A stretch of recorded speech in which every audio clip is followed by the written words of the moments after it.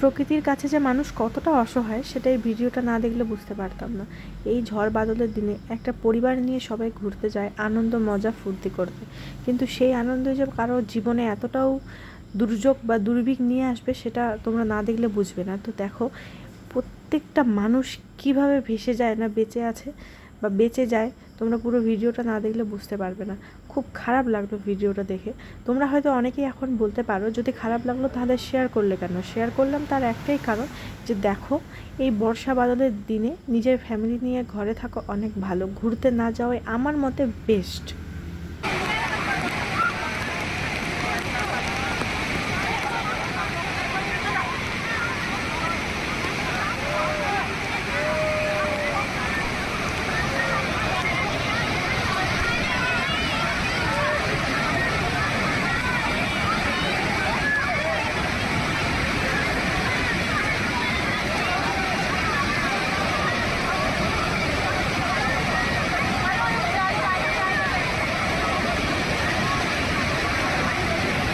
হয়তো বাঁচবো না।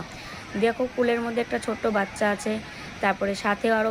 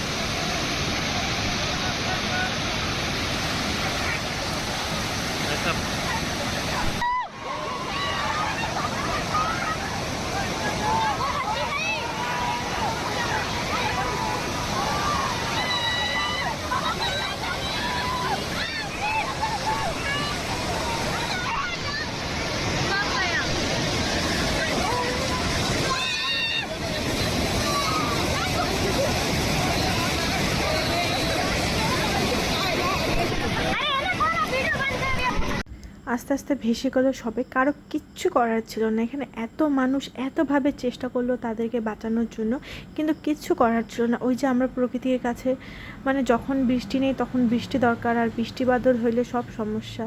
তো কী করব বলো, প্রকৃতির কাছে আমরা